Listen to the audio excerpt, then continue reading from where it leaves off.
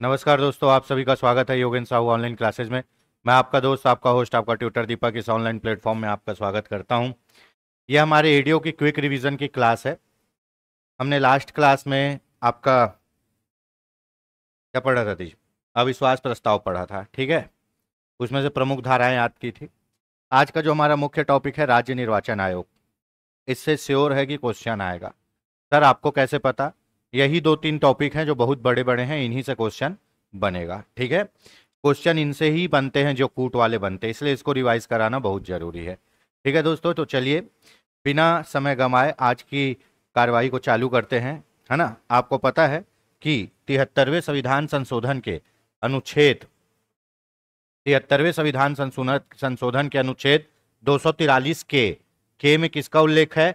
के में है राज्य निर्वाचन आयोग का। राज्य निर्वाचन आयोग किसके लिए? पंचायतों के लिए। किसके लिए? पंचायतों के लिए।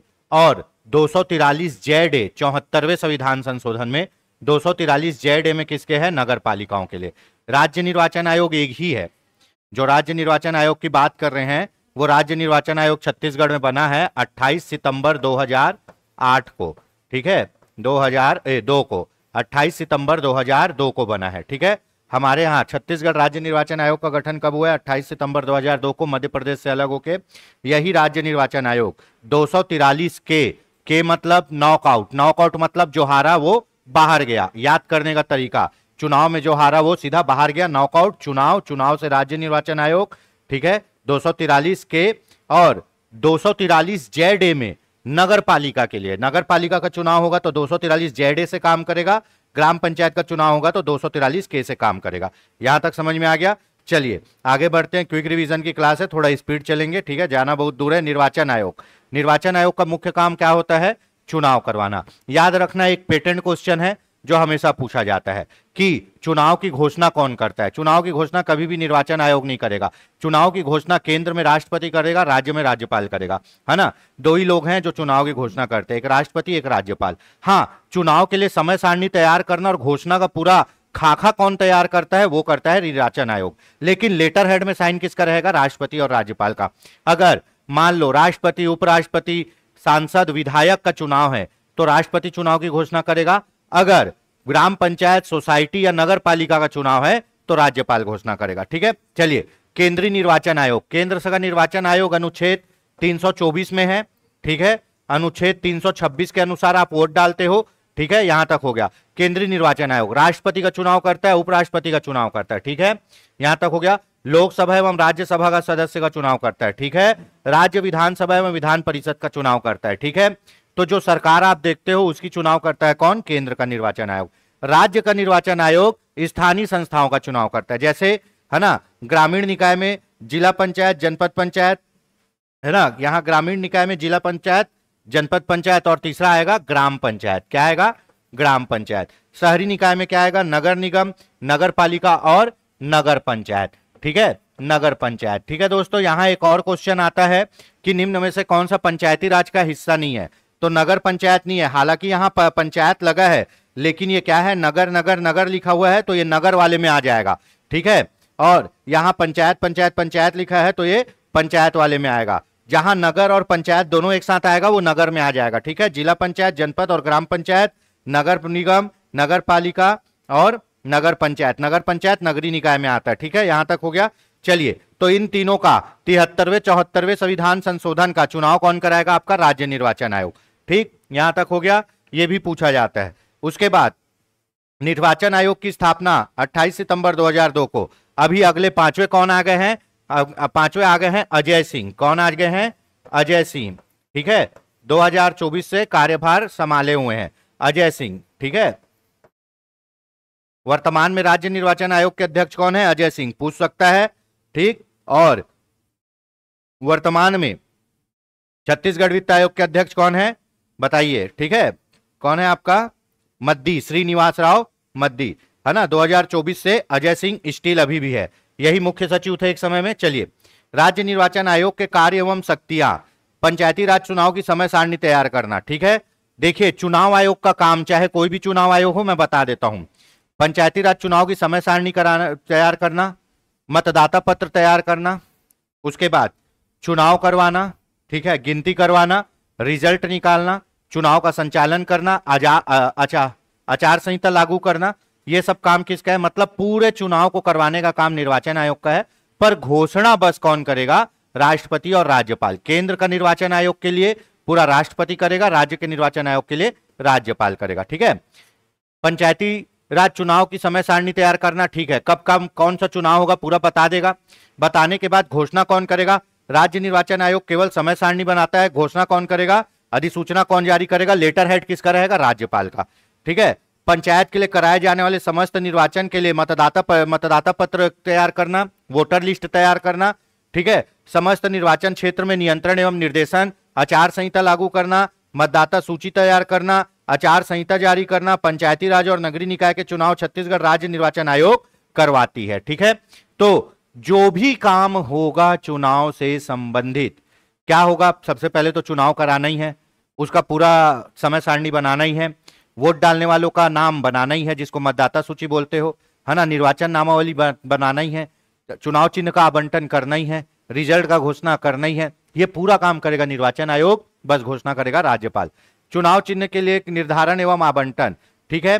होता क्या है कि चुनाव चिन्ह का निर्धारण कैसे किया जाता है? राज्य निर्वाचन आयोग के पास पूरी लिस्ट है। सरपंच बोलेगा तो सरपंच के लिस्ट में 20-25 चुनाव चिन्ह, पंच बोलेगा तो पंच के लिस्ट में 30-40 चुनाव चिन्ह, ऐसे सब लिस्ट बनी हुई है। उसी में से एक एक चुनाव चिन्ह आवंटित करते जाते हैं। ठीक है। उसी में से एक एक चुनाव चिन्ह आवंटित करते जाते हैं, है ना। तो देखो, पंच के लिए क्या आता है? बाल्टी आता है। सरपंच के लिए टेबल फैन, जनपद पंचायत सदस्य श्यामपट, जिला पंचायत सदस्य क्या? टेबल पंखा। उपरोक्त चुनाव चिन्ह राज्य निर्वाचन आयोग द्वारा निर्धारित है। चुनाव चिन्हों का आवंटन रिटर्निंग अधिकारी निर्वाचन आयोग के निर्देशानुसार करता है। ये पढ़ेंगे कि रिटर्निंग अधिकारी, चुनाव चिन्ह कौन बांटता है? रिटर्निंग अधिकारी। उसके बारे में अभी पढ़ेंगे। तो ये कोई स्थायी चुनाव चिन्ह नहीं है, लेकिन लिस्ट से आपको बता दिया गया है। ठीक है। पंचायत चुनाव में यदि किसी उम्मीदवार की मृत्यु हो जाए और उस पद के लिए चुनाव लड़ने वाला केवल एक ही उम्मीदवार रहे तो शेष रहे तो उस पद में मतदान स्थगित हो जाएगा। ठीक है। अब देखिए क्या होता है, मान लो केवल 2 लोग लड़ रहे हैं, है ना, ए और बी लड़ रहे हैं। किसी कारणवश जस्ट मतदान के कुछ दिन पहले, 1 दिन पहले, 2 दिन पहले, वोट होने के 1 दिन पहले, 2 दिन पहले बी मर गया। अब कितने आदमी बचे? ए। तो भैया ए आदमी बचा तो अकेले ए जीत जाएगा। ए जीत जाएगा तो यहां क्या हो जाएगा? मतदान स्थगित हो जाएगा, मतदान नहीं होगा, रुक जाएगा। अगर मान लो ए, बी और सी थे, अब इसमें बी मर गया तो अभी भी लड़ने वाले कितने लोग हैं? 2 लोग हैं। तो कंपटीशन जारी है, तो यहां क्या होगा? मतदान होगा। ठीक है। कभी भी याद रखना कि अगर से केवल 2 लोग चुनाव लड़ रहे हैं और दोनों में से एक की मतदान होने के पहले, वोट डालने के पहले मृत्यु हो जाएगी तो वो वोटिंग कैंसिल हो जाएगी, क्योंकि एक ही आदमी बचा है, वही जीत जाएगा। क्या पता उसको ना जीतना रहा हो, है ना। तो एक आदमी रहेगा तो वोटिंग कैंसिल हो जाएगी, 2 आदमी रहेंगे तो वोटिंग होगी। ठीक है। अगला, अब यहां से चालू होता है आपका कूट वाले प्रश्न, है ना। पंचायत निर्वाचन से संबंधित अधिकारी, कौन कौन आदमी मिलकर पंचायत का निर्वाचन करते हैं? पंचायत निर्वाचन से संबंधित अधिकारी। ठीक है। यहां से चालू होगा आपका कूट वाला क्वेश्चन।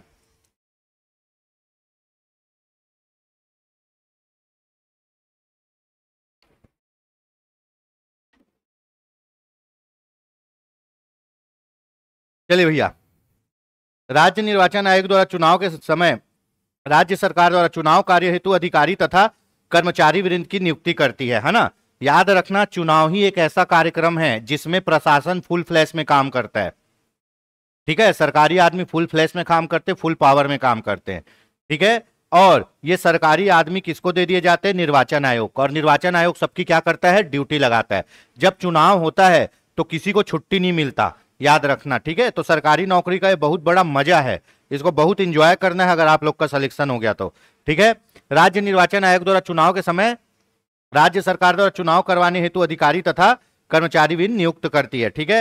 राज्य निर्वाचन में अब देखिए कौन से अधिकारी होते हैं, है ना। कहां से चालू करेंगे? जिला। ठीक है। जिले में क्या होगा? जिला निर्वाचन आयोग। बढ़िया से समझिएगा, जिले में क्या होगा? सबसे बड़ा बॉस जिला निर्वाचन आयुक्त। ठीक है। जिला निर्वाचन अधिकारी होगा, ये कलेक्टर होता है बाय डिफॉल्ट।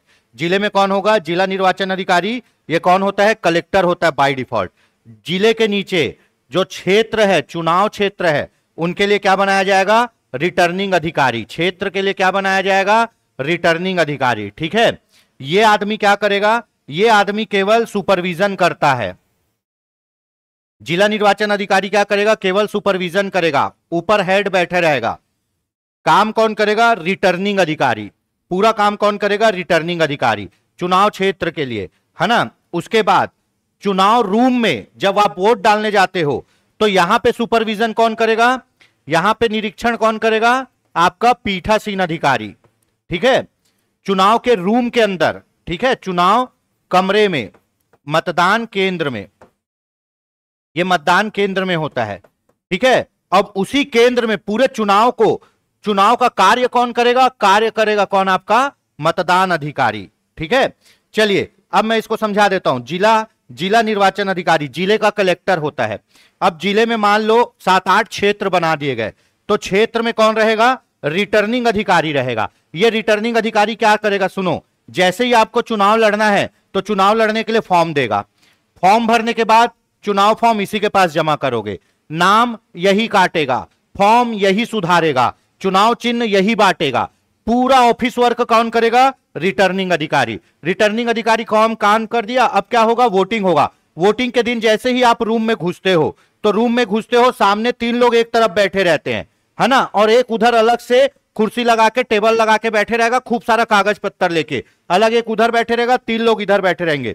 जो उधर अलग कागज पत्तर लेके बैठा है वो कहलाता है पीठासीन अधिकारी। कौन कहलाता है, पीठासीन अधिकारी। कमरे में निरीक्षण।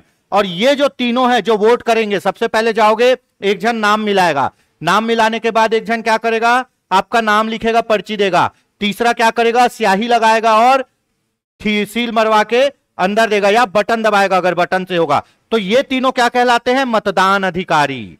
ठीक है, इन लोग चुनाव का पूरा काम करेंगे रूम के अंदर। ये रूम के अंदर पर्यवेक्षण करेगा, ऑफिस वर्क रिटर्निंग अधिकारी, सुपरविजन सर्वोच्च कौन, जिला निर्वाचन अधिकारी। समझ में आ गया। चलिए आगे बढ़ते हैं। जब आप गए हो चुनाव में वोट डालने तो देखे होगे। ठीक है, नियम बनाने की शक्ति, याद रखिए पंचायती राज राज्य सूची के विषय है। पूरा नियम कौन बनाएगा, राज्य सरकार बनाएगी। राज्य सरकार राज्य निर्वाचन आयोग के परामर्श से निर्वाचन नामावली तैयार पंचायतों की सभी निर्वाचनों को संचालन करने के लिए नियम बनाएगी। कौन बनाएगा, राज्य सरकार। जिला निर्वाचन अधिकारी जो सबसे ऊपर है जिले का, वो बाय डिफॉल्ट कौन होता है, कलेक्टर ही होता है। जिला निर्वाचन अधिकारी की नियुक्ति कौन करेगा, राज्य निर्वाचन आयोग, है ना। जिला निर्वाचन अधिकारी की नियुक्ति कौन करेगा, राज्य निर्वाचन आयोग, है ना। शेष की नियुक्ति जिला निर्वाचन अधिकारी करता है, बाकी की नियुक्ति कौन करेगा, जिला निर्वाचन अधिकारी। पंच, सरपंच, उप सरपंच के लिए निर्वाचन का प्रकाशन विहित प्राधिकारी द्वारा किया जाता है। पंचायत चुनाव के प्रबंध में निर्णय राज्य सरकार लेगी, न कि केंद्र सरकार, क्योंकि पंचायत राज्य सूची का विषय है तो निर्णय लेगी राज्य सरकार। ठीक है, यहां तक हो गया। चलिए अब जिला निर्वाचन अधिकारी नियुक्ति कौन करेगा, राज्य निर्वाचन आयोग, है ना। जो निर्वाचन आयोग है वो डायरेक्ट नियुक्ति करेगा जिला निर्वाचन अधिकारी की। निर्वाचन अधिकारी कौन होता है, जिला निर्वाचन अधिकारी बाय डिफॉल्ट जो कलेक्टर है जिस जिले का, उसी को बनाया जाएगा। ठीक, भूमिका, आयोग के पर्यवेक्षण, निर्देशन तथा नियंत्रण के अधीन रहते हुए जिला निर्वाचन अधिकारी जिले में पंचायतों के समस्त निर्वाचनों के संचालन के संबंध में समस्त कार्यों का समन्वय तथा पर्यवेक्षण करेगा। जिले में चुनाव हो रहा है, चुनाव में जिले का सर्वोच्च अधिकारी कौन होता है, जिला निर्वाचन अधिकारी। ये पूरा मॉनिटरिंग करेगा कि चुनाव सही सॉट हो रहा है या नहीं हो रहा है। ठीक है, सहयोगी उप जिला निर्वाचन अधिकारी रख सकता है ये। ठीक है, विशेष पंचायत चुनाव हो तो एक जिला निर्वाचन अधिकारी होता ही है जो जिला पंचायत के निर्वाचन के लिए पदेन रिटर्निंग अधिकारी हो जाएगा। ठीक है ना। अब जिला निर्वाचन अधिकारी ये हो गया आपका। हाँ, राज्य निर्वाचन आयोग, राज्य निर्वाचन आयोग किसकी नियुक्ति करेगा, जिला निर्वाचन अधिकारी की। ये जिले में क्या करता है, पूरी मॉनिटरिंग करेगा, पूरा सब चीज करेगा पूरे जिले के लिए। जिला निर्वाचन अधिकारी के नीचे कौन आएगा, रिटर्निंग अधिकारी। ये पूरा कागज पाथर फॉर्म लेना जमा करने का काम करेगा, चुनाव चिन्ह बांटना, फॉर्म लेना जमा करना, नाम काटने का, है ना। पीठासीन अधिकारी मतदान केंद्र में पर्यवेक्षण करेगा, उसके नीचे मतदान अधिकारी मतदान करवाएंगे। ठीक है, तो अगर जब जिला पंचायत का चुनाव होगा, जिला पंचायत के चुनाव में, जिला पंचायत के चुनाव में ये जो जिला निर्वाचन अधिकारी है ये जिला पंचायत के लिए क्या बन जाता है, रिटर्निंग अधिकारी भी बन जाता है, रिटर्निंग अधिकारी भी बन जाएगा। याद रखना, है ना। बाकी चीजों के लिए तो ये सुपरविजन करेगा, लेकिन जिला पंचायत के चुनाव का फॉर्म लेना, फॉर्म जमा करना, नाम काटना, दुनियादारी कौन करेगा? यही जिला निर्वाचन अधिकारी करेगा। तो एक चीज पूछा जाता है, जिला पंचायत के लिए पदेन रिटर्निंग अधिकारी कौन होता है? पदेन रिटर्निंग अधिकारी जिला निर्वाचन अधिकारी ही होगा। चलिए आगे और अच्छे से समझ में आ जाएगा। ठीक है, पंचायत चुनाव में एक जिला निर्वाचन अधिकारी होता है जो जिला पंचायत के लिए क्या बन जाएगा? रिटर्निंग अधिकारी, है ना। जिला पंचायत के चुनाव में पर्यवेक्षण और ऑफिस वर्क दोनों कौन करेगा? जिला निर्वाचन अधिकारी करेगा। जिला निर्वाचन अधिकारी का नियंत्रण रिटर्निंग अधिकारी, सहायक रिटर्निंग अधिकारी, पीठासीन अधिकारी, मतदान अधिकारी तथा इन नियमों के अंतर्गत नियुक्त सभी व्यक्ति आयोग के निर्देश नियंत्रण में जिला निर्वाचन अधिकारी के काम करेंगे। मैं बोला ना, जिला में सबसे बड़ा होता है चुनाव का बॉस जिला निर्वाचन अधिकारी, उसके नीचे जितने भी लोग हैं सब उसी के अंडर काम करेंगे। अब आता है मोस्ट इंपॉर्टेंट आदमी, रिटर्निंग अधिकारी। रिटर्निंग अधिकारी मतलब पूरा बाबू वाला काम करेगा, ऑफिस वर्क करेगा, पूरा फॉर्म वॉर्म वाला काम करेगा। ये पंचायत चुनाव में एक क्षेत्र के लिए एक या एक से अधिक रिटर्निंग अधिकारी नियुक्त हो सकते हैं। एक रिटर्निंग अधिकारी या एक से अधिक कर सकते हो। अब इसकी नियुक्ति कौन करेगा? यहां समझिएगा, राज्य निर्वाचन आयोग करेगा। इसकी भी नियुक्ति कौन करेगा? राज्य निर्वाचन आयोग। अगर राज्य निर्वाचन आयोग नहीं किया है तो राज्य निर्वाचन आयोग से सहमति से जिला अधिकारी इसकी नियुक्ति करेगा। ठीक है, यहां तक समझिए। देखिए, पूरे जिले के लिए जिला निर्वाचन अधिकारी क्या होता है? पदेन अधिकारी होता है, जो बाय डिफॉल्ट कलेक्टर को बना देता है राज्य निर्वाचन आयोग। उसके नीचे बाबू वाला काम करने के लिए, कागज पाथर फॉर्म के लिए किसका होता है? रिटर्निंग अधिकारी का। ठीक है, तो जिला निर्वाचन अधिकारी की नियुक्ति कौन कर देता है? राज्य निर्वाचन आयोग। उसके बाद रिटर्निंग अधिकारी की भी नियुक्ति करता है राज्य निर्वाचन आयोग। अगर राज्य निर्वाचन आयोग नहीं करेगा तो राज्य निर्वाचन आयोग से सलाह करके जिला निर्वाचन अधिकारी रिटर्निंग अधिकारी की नियुक्ति कर देता है। और ऐसे ही होता है, रिटर्निंग अधिकारी की नियुक्ति अधिकांशतः जिला निर्वाचन अधिकारी राज्य निर्वाचन आयोग से पूछ के कर देता है। ठीक है, अब देख लीजिए भूमिका देख लीजिए, है ना। नायाब तहसीलदार जनपद पंचायत और ग्राम पंचायत के लिए रिटर्निंग अधिकारी हो सकता है। जनपद पंचायत और ग्राम पंचायत के लिए नायाब तहसीलदार रिटर्निंग अधिकारी होगा, मतलब फॉर्म लेने देने वाला।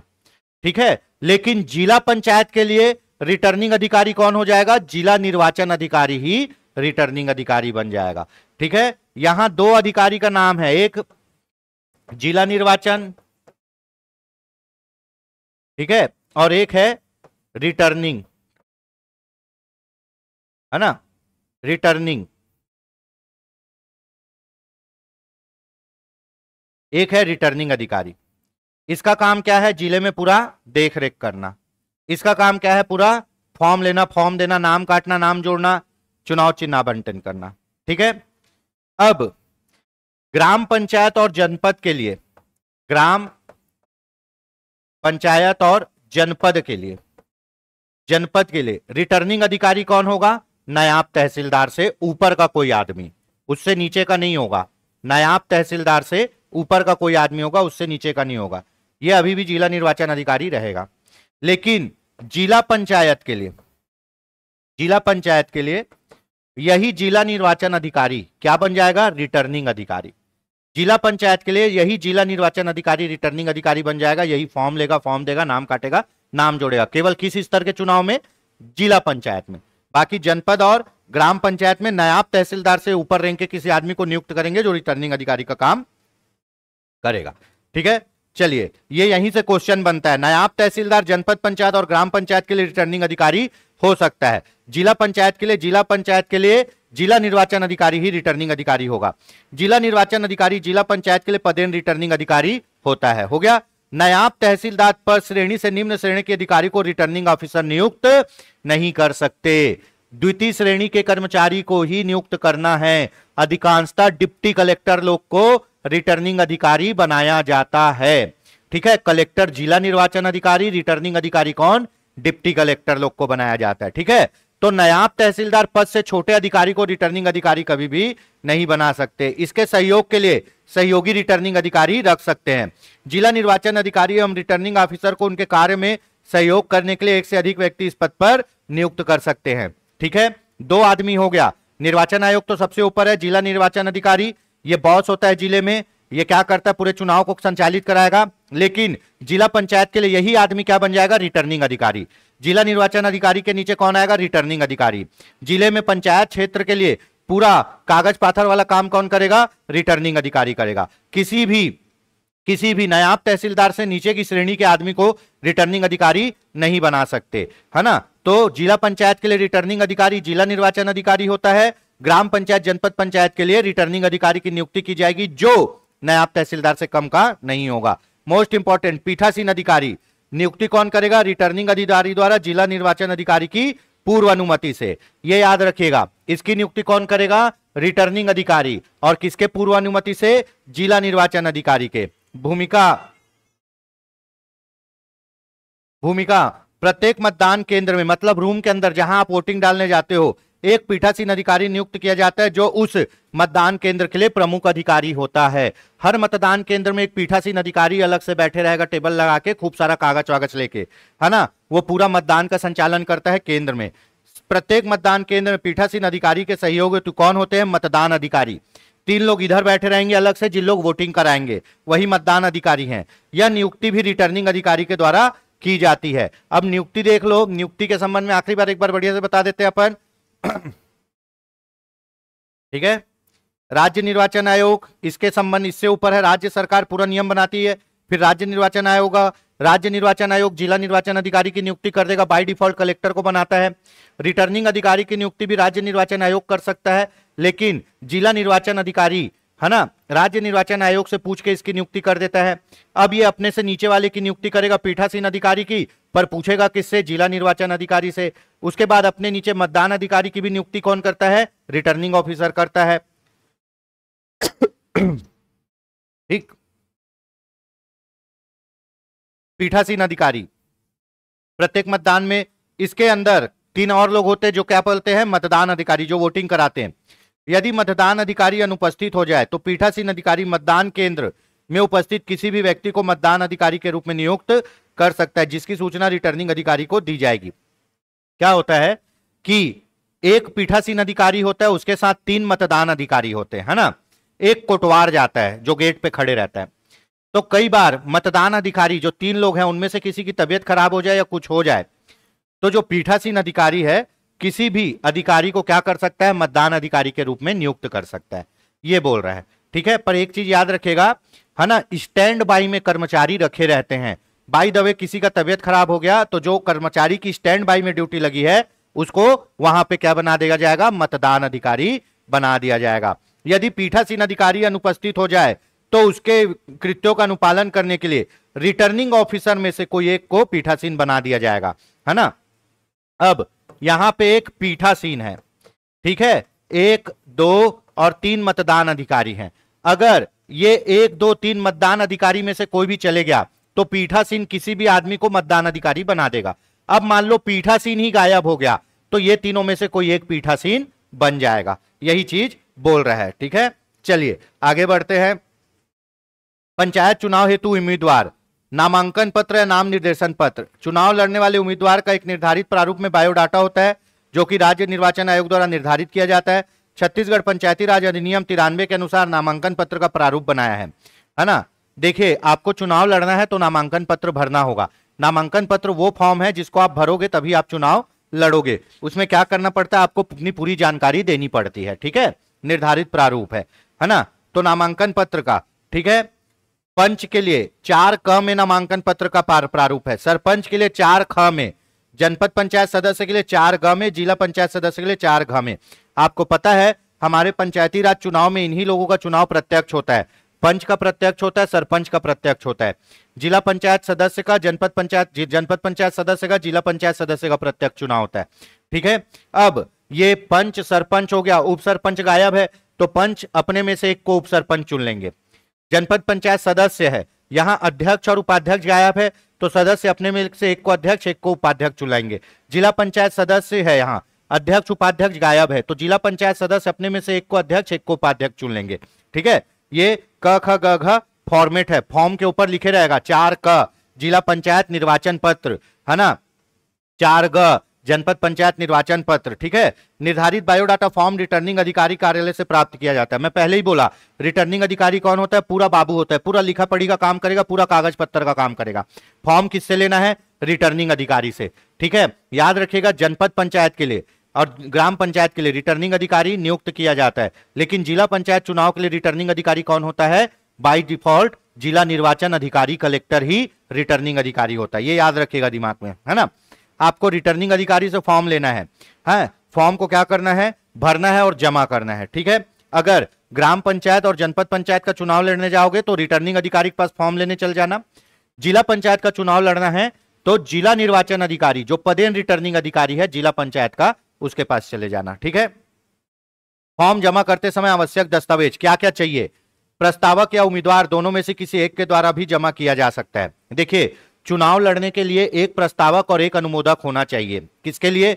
ग्राम पंचायत के लिए। होता क्या है कि भैया आप चुनाव लड़ने जा रहे हो तो उस चुनाव क्षेत्र से जो आपको वोट डालने वाले हैं उसमें से एक आदमी, कम से कम एक आदमी होना चाहिए जो ये बोले कि हाँ मैं चाहता हूं कि ये चुनाव लड़े और पद में खड़े हो, उसको बोलेंगे प्रस्तावक। और जो उसका सपोर्ट करेगा उसको बोलेंगे अनुमोदक। राष्ट्रपति के चुनाव के लिए 50 प्रस्तावक 50 अनुमोदक चाहिए होता है। उपराष्ट्रपति चुनाव के लिए 20 प्रस्तावक 20 अनुमोदक चाहिए होता है। ठीक है, और ये प्रस्तावक और अनुमोदक वही आदमी बन सकता है जो उसको वोट डालेगा। ठीक है, चलिए, प्रस्तावक या उम्मीदवार दोनों ऐसे में से किसी एक के द्वारा जमा किया जा सकता है। फॉर्म ले लिए, फॉर्म को जमा आपका प्रस्तावक और अनुमोदक भी कर सकता है, या फॉर्म रिटर्निंग अधिकारी के पास जमा किया जाता है। फॉर्म देगा भी रिटर्निंग अधिकारी, भर के भी जमा कहां करना है? रिटर्निंग अधिकारी। फॉर्म जमा करते समय स्वघोषणा पत्र या शपथ पत्र जमा किया जाता है यदि आवश्यक हो तो, है ना। फॉर्म के साथ पूरा भरने के बाद या तो स्वघोषणा पत्र या शपथ पत्र, दोनों में से एक। ठीक है, अब पंच पद हेतु क्या क्या लगेगा ये पूछता है। पंच पद हेतु नामांकन फॉर्म लगेगा, जो फॉर्म लेके आओगे, जो रिटर्निंग अधिकारी देता है। जमानत राशि, है ना। जमानत राशि क्या होता है? आपको चुनाव लड़ने के लिए एक अमाउंट जमा करना पड़ता है ना। वो अमाउंट अगर आपको कुल वैध मतों का 1/6 प्राप्त हो जाए तो वापस मिल जाएगा। कुल वैध मतों का 1/6 प्राप्त नहीं हुआ तो जमानत जब्त हो जाएगा, सरकार के खजाने में चल जाएगा। ठीक है, तो इसी को बोलते हैं जमानत जब्त होना, है ना। जब जमानत जब्त होता है बहुत बेइज्जती वाली बात होती कि इसको मिनिमम वोट भी नहीं मिला है कि इसका पैसा वापस हो जाए, फालतू चुनाव लड़ा है बोलते हैं। ठीक है, तो जमानत जब्त होना बहुत बेकार चीज है। तो आपको फॉर्म के साथ एक पैसा जमा करना पड़ता है, उसको बोलते हैं जमानत राशि। अभ्यर्थी को नामांकन पत्र जो आप फॉर्म लेके आए हो वो भरोगे, जमा करोगे, है ना। जमानत राशि जमा करनी पड़ेगी। पंच के लिए, आरक्षित वर्ग के लिए, पंच के लिए, ओपन के लिए, अनारक्षित वर्ग के लिए 50 और आरक्षित वर्ग आएगा तो सीधा इसका आगे आधा 25 हो जाएगा, है ना। तो पंच के लिए कितना हुआ? पंच के लिए आपका हो गया पैसा जी कितना जमा करने का पड़ेगा? पंच 50 सामान्य, है ना, और आरक्षित आ गया तो क्या हो जाएगा? सीधा आधा 25। आरक्षित में कौन आएगा? महिला आएगा, ओबीसी आएगा, एसटी आएगा, एससी आएगा। ठीक है, पंच पद हेतु शपथ पत्र या स्वघोषणा पत्र प्रस्तुत करने की आवश्यकता नहीं होती। पंच का ही एक ऐसा चुनाव है जिसमें आपको नामांकन पत्र के साथ कोई भी डॉक्यूमेंट नहीं देना पड़ता। ठीक है, बाकी के लिए डॉक्यूमेंट देना पड़ेगा। पंची एक ऐसा है जिसमें आपको नामांकन पत्र के साथ कोई डॉक्यूमेंट नहीं जमा करना है, केवल क्या करना है? पैसा जमा करना है। ये जमा कर सकते हो आप खुद भी और आपके प्रस्तावक और अनुमोदक लोग भी, प्रस्तावक भी। ठीक है, अब सरपंच पद हेतु यहां पे फॉर्म वही जमा करेगा जिसका प्रत्यक्ष चुनाव होता है। जिसका अप्रत्यक्ष होता है वो फॉर्म नहीं जमा करता, है ना, क्योंकि जो वोट चुनाव लड़ रहा है, जिसको वोट डालेंगे उन्हीं लोग क्या करेंगे? फॉर्म जमा करेंगे। तो सरपंच पद हेतु अभ्यर्थी का वही नामांकन पत्र, नामांकन पत्र कौन देगा? रिटर्निंग अधिकारी है। और उसके बाद शपथ पत्र, पहले पूर्व में स्वघोषणा पत्र था, है ना, पर अब क्या जमा करना पड़ता है? केवल शपथ पत्र। हरे कलर का कागज पड़ता है ना, शपथ पत्र, एफिडेविट बनाते हो शपथ पत्र की मेरे द्वारा दी गई जानकारी पूरे होशो हवास में सही जानकारी दिया हूं, जो भी जानकारी इसमें लिखी हुई है वो सब सही है, यही है शपथ पत्र। ठीक है, तो क्या जमा करना पड़ता है सरपंच के लिए? शपथ पत्र। जमानत राशि कितनी? 1000 रुपए। सामान्य लोगों के लिए 1000 रुपए, आरक्षित लोगों के लिए कितना? 500 रुपए। ठीक है, तो ये तीनों चीज आप जमा कर दोगे, आप चुनाव लड़ सकते हो। नामांकन पत्र और शपथ पत्र और जमानत राशि। ठीक, जनपद पंचायत सदस्य के लिए, जनपद पंचायत सदस्य के लिए सेम नामांकन पत्र, उसके बाद क्या जमा करना पड़ेगा? शपथ पत्र। शपथ पत्र में वही रहता है कि उपरोक्त लिखी गई जानकारी मेरे सर्वोत्तम ज्ञान के आधार पर सही है, पूरे होशो हवास में दे रहा हूं, तो शपथ पत्र बनवा के नोटरी से जमा करोगे। उसके साथ क्या जमा करोगे? जमानत राशि। जमानत राशि इतनी कितनी है? 2000 और आरक्षित वर्ग के लिए 1000। ठीक है, इन लोग का डायरेक्ट चुनाव होता है। उसके बाद किसका होगा? जिला पंचायत, है ना। जनपद पंचायत सदस्य हेतु स्वघोषणा पत्र प्रस्तुत करने की आवश्यकता नहीं होती, शपथ पत्र ही देना है। जिला पंचायत, जिला पंचायत में भी फिर क्या करोगे, जिला पंचायत में भी नामांकन पत्र भरोगे। अब यहां बात आती है, ये नामांकन पत्र किससे लेने जाओगे, ये नामांकन पत्र लेने जाओगे जिला रिटर्निंग अधिकारी, जिला निर्वाचन अधिकारी के पास। किसके पास जाओगे, जिला निर्वाचन अधिकारी के पास। इसके पास क्यों जाएंगे, क्योंकि आप अभी पूर्व में पढ़े हो कि जिला निर्वाचन अधिकारी बाय डिफॉल्ट, है ना, जिला पंचायत के लिए क्या होता है, रिटर्निंग अधिकारी होता है। जिला निर्वाचन अधिकारी ही, है ना, जिला पंचायत हेतु क्या होता है, रिटर्निंग अधिकारी होता है।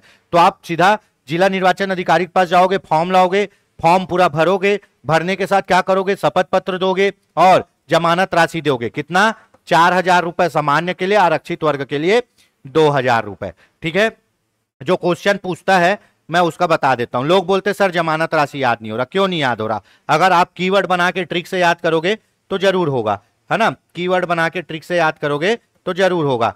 ठीक है, सबसे पहले यहां लिख लो पंच, पंच के बाद लिख लो 50 रुपए, इसको याद रखना। सरपंच 1,000 रुपए, इसको याद रखना। जनपद 1 का डबल कर दो 2,000 रुपए, इसको याद रखना। जिला 2 का डबल कर दो 4,000 रुपए, इसको याद रखना। ठीक है, पंच 50, पंच 50, 50 रुपए पंच का, सबसे छोटा आदमी, है ना। सरपंच 100 और सरपंच और 100 रुपए, है ना। तो सरपंच का 50 का 100 गुना आपका हो गया यहाँ पे। ठीक है, 50 से बढ़ के आ गया ये, सरपंच बड़ा आदमी होता है, 1,000 रुपए। ठीक है, पंच का 50, सरपंच का 1,000। जनपद में इसका डबल कर दो 2,000, जनपद से डबल कर दो 4,000, जिला पंचायत। अब जब आरक्षित वर्ग की बात करेगा, आरक्षित वर्ग, तो ये सब का आधा कर दो, 25, 500, 1,000, 2,000। ठीक है, समझ में आ गया। तो देखिए, पंच के लिए 50 याद रखना है, सरपंच के लिए 1,000, 1,000 का डबल कर दो 2,000, 2,000 का डबल कर दो 4,000। ये सामान्य के लिए। अब आरक्षित वर्ग में क्या हो जाएगा, आधा हो जाएगा, इसका 25 हो जाएगा, 500 हो जाएगा, 1,000 होगा, 2,000 हो जाएगा। ठीक है, तो ये जमानत राशि याद हो गई। और ये जमानत राशि आपको वापस तब मिलेगी जब आप कुल वैध मतों का 1/6 हिस्सा प्राप्त कर लो, है ना, तब मिलेगी। मिलने के लिए भी आपको चुनाव का रिजल्ट आने के 6 महीने के भीतर इसको लेना है। चुनाव रिजल्ट आने के 6 महीने के भीतर अगर इसको नहीं लोगे तो ये राजसात हो जाती, सरकारी खजाने में जमा हो जाती है। अगर आप फॉर्म भरे हो और आपका फॉर्म रिजेक्ट हो गया और आपका चुनाव लड़ने के लिए नाम नहीं है तो भी ये पैसा वापस मिल जाएगा। अगर आप फॉर्म भरे हो और चुनाव लड़ने से पहले ही मृत्यु हो जाती है तो भी पैसा वापस मिल जाएगा, पर 6 महीने के पहले पैसा वापस लेना है। ठीक है, तो एक चीज देखना कि पंच पद को छोड़ के, पंच पद में केवल नामांकन पत्र और जमानत राशि लगेगा, बाकी सभी के लिए केवल क्या लगेगा, शपथ पत्र, स्वघोषणा पत्र किसी में नहीं लगेगा, है ना। केवल आप देखे हो पंच में केवल नामांकन पत्र लगेगा, जमानत राशि लगेगा, सरपंच में भी शपथ पत्र, जनपद में भी शपथ पत्र और जिला में भी केवल शपथ पत्र, है ना। फॉर्म भरने की प्रक्रिया, सूचना अधिसूचना जारी होने के 8 दिन तक फॉर्म भरा जा सकता है, छुट्टी के दिन को नहीं गिना जाएगा। जिस दिन घोषणा हुआ कि आज से नामांकन चालू है, नामांकन चालू होने के 8 दिन तक आप फॉर्म ले सकते हो और भर सकते हो, है ना। 8 दिन तक फॉर्म लेके भर सकते हो।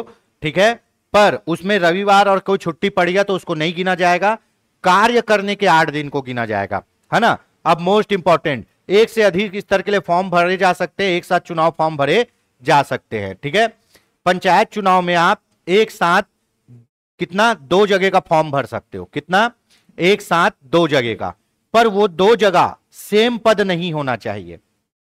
याद रखिए, लोग इसको याद करते हैं, इसको बस छोटे से ट्रिक से समझना है। पंचायत चुनाव में आप 2 जगह 2 फॉर्म भर सकते हो, 2 फॉर्म भर सकते हो।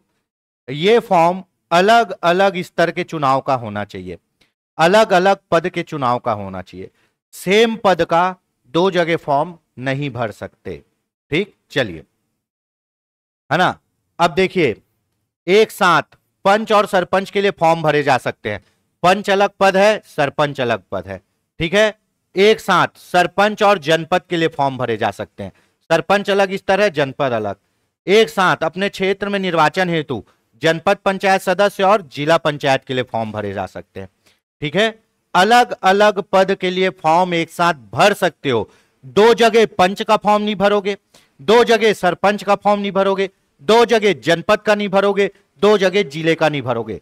सेम स्तर पर फॉर्म नहीं भर सकते, अलग अलग स्तर पर फॉर्म भर सकते हो, ऊपर नीचे कहीं भी। ठीक है, चलिए यहां तक हो गया। एक साथ अपने क्षेत्र के निर्वाचन हेतु सरपंच एवं जिला पंचायत अलग अलग स्तर है, भर सकते हो। एक साथ अपने पंच निर्वाचन हेतु पंच और जिला पंचायत भर सकते हो। एक साथ निर्वाचन हेतु पंच और जनपद पंचायत भर सकते हो। वही बोल रहा है, आदमी अलग अलग स्तर का फॉर्म भर ले, सेम पोस्ट का फॉर्म नहीं एक साथ भरेगा। ठीक है, कभी भी दो से अधिक स्तरों के लिए फॉर्म जमा नहीं किया जा सकते, साथ ही एक ही स्तर में दो पद हेतु फॉर्म नहीं किया जा सकते। पूछता है पंचायत चुनाव में अधिकतम कितना फॉर्म जमा, केवल दो कर सकते हो, दो जगह से ही फॉर्म जमा कर सकते हो, दो जगह के लिए फॉर्म जमा कर सकते हो, और यह फॉर्म अलग अलग स्तर का होना चाहिए। समान पोस्ट का फॉर्म नहीं भर सकते, नहीं भर सकते। पंच बन जाओ, सरपंच बन जाओ, जनपद बन जाओ, जिला बन जाओ, लेकिन दो जगह पंच बनूंगा तो नहीं बन पाएंगे, दो जगह सरपंच नहीं, दो जगह जिला पंचायत सदस्य नहीं, दो जगह जनपद पंचायत सदस्य नहीं, एक स्तर के लिए नहीं भर सकते। एक उम्मीदवार दो ग्राम पंचायतों से सरपंच का फॉर्म नहीं भर सकता, दोनों सेम हो जाएगा, है ना। ग्राम पंचायत के दो वार्डों के पंच का फॉर्म भी एक साथ नहीं भर सकता, सेम हो जाएगा, है ना। जनपद जगह दो जगह जनपद सदस्य का फॉर्म भी नहीं भर सकता, सेम हो जाएगा। दो जगह जिला पंचायत का फॉर्म भी नहीं भर सकता, सेम हो जाएगा। एक साथ चुनाव लड़ सकता है, चुनाव किसका लड़ सकता है, अलग अलग स्तर का लड़ सकता है, यही पूछा जाता है। चुनाव लड़ कैसे सकता है, अलग अलग स्तर का लड़ सकता है। पंच और सरपंच अलग अलग पद हैं, लड़ सकता है। पंच और जनपद अलग अलग पद हैं, लड़ सकता है। पंच और जिला अलग अलग पद है, लड़ सकता है। सरपंच और जनपद अलग अलग पद हैं, लड़ सकता है ना। अपने क्षेत्र से सरपंच और जिला अलग अलग पद है, लड़ सकता है। जनपद और जिला अलग अलग पद है, लड़ सकता है। एक साथ चुनाव नहीं लड़ सकता।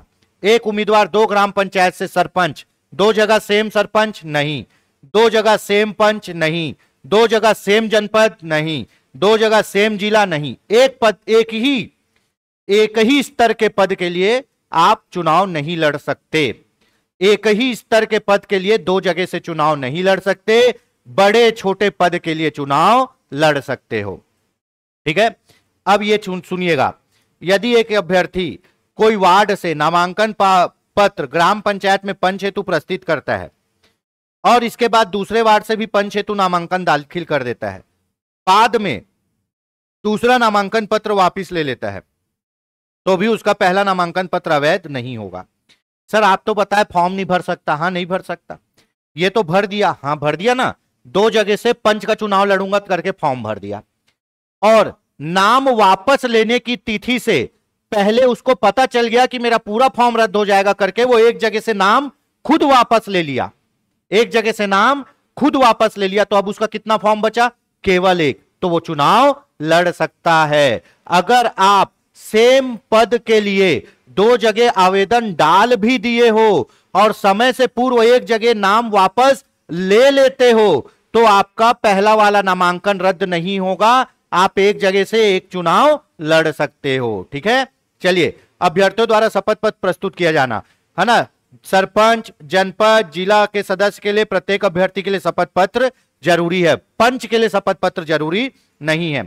शपथ पत्र में अभ्यर्थी की शैक्षणिक अर्हता, कितना पढ़ा है, विनिश्चित आपराधिक मामले, कितने उसके ऊपर मामले हैं, स्वयं की या उसके पति पत्नी की या आश्रितों की संपत्ति के दायित्व में जानकारी होगी। शपथ पत्र में आप बताते हो कि आपके पास कितनी संपत्ति है, आपके ऊपर कितना कोर्ट केस चल रहा है, आपके परिवार में कितनी संपत्ति है, आप कितना पढ़े हो, ये सब आप जानकारी देते हो। शपथ पत्र में वह जानकारी देगा क्या वह पंचायत शासकीय भूमि अथवा भवन पर अतिक्रमण करता है या नहीं, है ना। वो शपथ पत्र में बोलेगा कि मेरे द्वारा कोई भी पंचायत भूमि को अतिक्रमण नहीं किया गया है ना। वो शपथ पत्र में देगा जानकारी कि मेरे द्वारा कोई भी पंचायत भूमि पर अतिक्रमण नहीं किया गया है, क्योंकि जो आदमी सरकारी भूमि को जब्ती बना के रखता है वो पंचायत का चुनाव नहीं लड़ सकता। आप पढ़े हो ना निर्हरता में, फेलियर में 243 ऐप से फेलियर, कि जो आदमी सरकारी भूमि को जब्ती बना लेता है वो नहीं लड़ सकता। तो ये बोलेगा कि भैया मैं शपथ करता हूं कि मैं कोई भी सरकारी भूमि पे जब्ती नहीं बनाया हूं, है ना। शपथ पत्र विहित प्रारूप में किसी पब्लिक नोटरी, आप कोर्ट जाते हो तो नोटरी लोग बैठे रहते हैं जो क्या करते हैं, सील लगा के देते हैं हर एक कागज में, है ना, पूरा कि हाँ भाई मेरे द्वारा ये चीज सत्यापित किए गए हैं, या दंडाधिकारी के समक्ष शपथ पत्र बनाया जाता है। ठीक है। जमानत राशि, ठीक है, 550, पंच 50, पंच से 50, सरपंच 1000, 1000 का डबल 2000, 2000 का 4000, इसका सीधा आधा कर दोगे क्या, एसटी एससी ओबीसी महिला के लिए क्या हो जाएगा, आधा हो जाएगा। जमानत राशि याद हो गई एक बार में, है ना, पंच 50, पंच का 50, सरपंच का 1000, 1000 का 2000 जनपद पंचायत, 2000 का 4000 जिला पंचायत, और इसी को पूरा आधा कर दो आरक्षित वर्ग। जिला रिटर्निंग अधिकारी या जिला कोषागार कार्यालय में ये पैसा कहां जमा होगा वो बता रहे हैं। एक ही स्तर पर 2 पदों के लिए चुनाव लड़ते हैं तो अलग अलग जमानत राशि जमा करने की आवश्यकता नहीं होती, लेकिन अधिक राशि वाले जमानत राशि को जमा करना पड़ता है। ये समझिए, ये बहुत कम लोग बताते हैं। ठीक है। एक होता है ग्राम पंचायत, एक होता है जनपद, एक होता है जिला। ठीक है। यहां पंच और सरपंच का चुनाव होगा। ठीक है। यहां सदस्य का चुनाव होगा, यहां सदस्य का चुनाव होगा। आपको पता है अगर आप ग्राम पंचायत में, एक ही स्तर बोल रहे हैं, ग्राम पंचायत सेम पद नहीं है, यहां 2 पद है चुनाव लड़ने के लिए, पंच और सरपंच। अगर एक आदमी जो है राम, एक आदमी जो है राम, राम पंच का भी चुनाव पत्र भरता है, सरपंच का भी नामांकन पत्र भरता है। राम पंच का भी नामांकन पत्र भरता है, सरपंच का भी भरता है अपने गांव से। अब इसको जमानत राशि किसकी देनी पड़ेगी, इसको जमानत राशि देनी पड़ेगी जो सबसे ज्यादा है, 1000 रुपए, किसका, सरपंच का। एक ही स्तर ग्राम पंचायत में 2 पदों के लिए चुनाव लड़ रहा है तो सबसे ज्यादा वाले पद का जमानत राशि भरेगा, कितना, 1000 रुपए। यहां तक समझ में आ गया। ठीक है। एक ही स्तर ग्राम पंचायत में पंच और सरपंच का लड़ रहा है राम, तो पंच का है 50 रुपए, सरपंच का है 1000 रुपए, तो ज्यादा वाला जमानत राशि ये जमा करेगा। कितना वाला, ज्यादा वाला, सरपंच का। ठीक है। पंच का जमा करने की जरूरत नहीं है। अगर यही राम, जय श्री राम, यही राम गांव में सरपंच का चुनाव लड़ रहा है और जनपद में जनपद का चुनाव लड़ रहा है, तो ये एक स्तर नहीं है, ग्राम पंचायत और जनपद पंचायत अलग अलग स्तर हो गया, तो ये दोनों का नामांकन पत्र का पैसा जमा करेगा, है ना। सरपंच का 1000 रुपए भी जमा करेगा और जनपद सदस्य का 2000 भी जमा करेगा, दोनों पैसा यहां जमा करना है।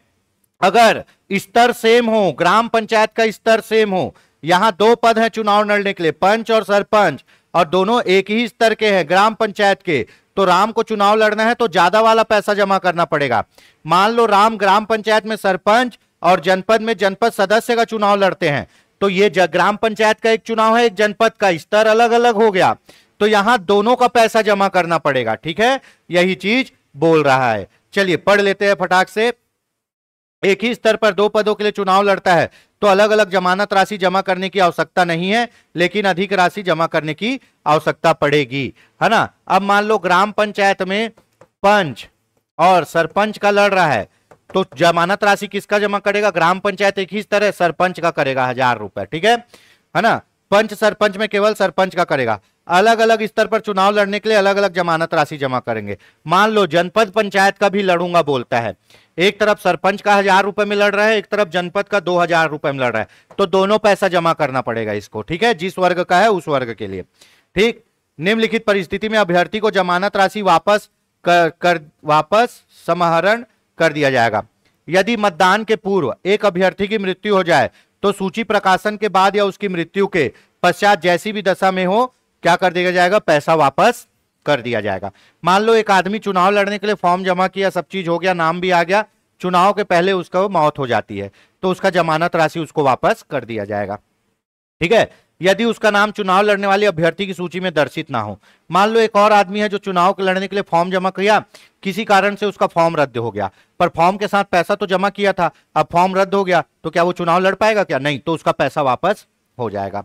ठीक है। यदि उसने कुल वैध मतों का 1/6 हिस्सा प्राप्त किया हो, अगर वो आदमी कुल वैध मतों का 1/6 हिस्सा प्राप्त कर लिया तो उसका फॉर्म वापस हो जाएगा।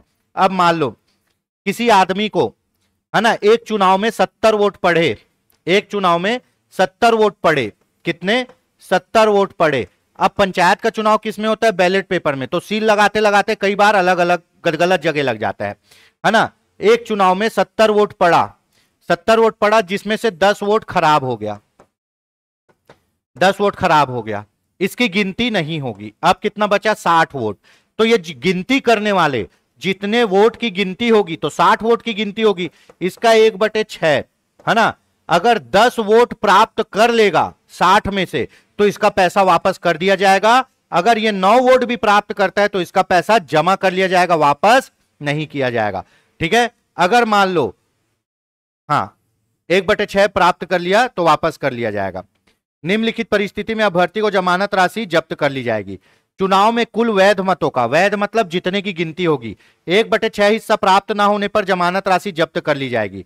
ठीक है, जिसे जमानत जब्त होना बोलते हैं। कई लोग बोलते हैं ना वो तो इतनी बुरी तरीके से चुनाव हारा कि उसका जमानत जब्त हो गया। यदि कोई अभ्यर्थी या उसका विधिक प्रतिनिधित्व निर्वाचन परिणाम की घोषणा के जिस दिन रिजल्ट आया है उसके 6 माह के भीतर आपको पैसा लेना है। अगर आपको पैसा मिल रहा है तो जिस दिन रिजल्ट आया है उसके 6 माह के भीतर लेना है। अगर 6 माह के भीतर नहीं लिए तो 6 माह बाद आपको पैसा वापस नहीं किया जाएगा। ठीक है, चलिए आगे बढ़ते हैं। प्रस्तावक, प्रस्तावक कौन? जो प्रपोज करेगा कि हाँ भाई इस आदमी को मैं चाहता हूं कि ये चुनाव में खड़ा हो। आप चुनाव लड़ना चाहते हो और आपके वार्ड का एक आदमी नहीं चाह रहा है कि आप चुनाव लड़ो, तो कैसे चुनाव लड़ लोगे जी? वोट तो उन्हीं को देना है ना, वोट तो आपको वार्ड वाले को ही देना है। अब वो चाह ही नहीं रहे आप चुनाव लड़ लो तो कैसे लड़ लोगे? तो इसीलिए क्या है? प्रस्तावक। ऐसे ही राष्ट्रपति का चुनाव जब पहले होता था तो कोई भी चुनाव लड़ लेता था, है ना। तो भैया कोई भी चुनाव लड़ ले रहा है, ये तो गलत बात है। तो राष्ट्रपति के लिए कितने प्रस्तावक चाहिए? 50। और कितने अनुमोदक चाहिए? 50। वो भी कहां से? उनके निर्वाचन मंडल से, जो उनको क्या करेंगे? वोट देंगे। अब उनको वोट कौन देता है? लोकसभा के चुने हुए सदस्य, राज्यसभा के चुने हुए सदस्य, राज्य विधानसभा के चुने हुए सदस्य, दिल्ली पौंडीचेरी के चुने हुए विधानसभा के सदस्य। अब कोई आदमी, किसी सामान्य आदमी को, कोई विधायक, सांसद, किसी सामान्य आदमी का प्रस्तावक अनुमोदक बनेगा क्या? नहीं बनेगा।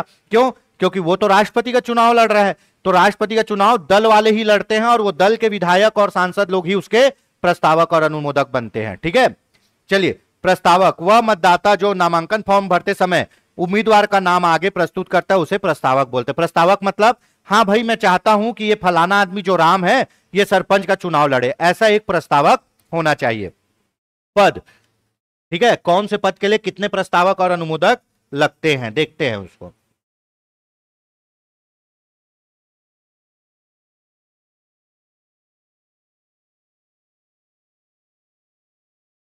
ये काफी इंपॉर्टेंट टॉपिक है दोस्तों, है ना। इससे क्वेश्चन आएगा और कूट में क्वेश्चन आएगा।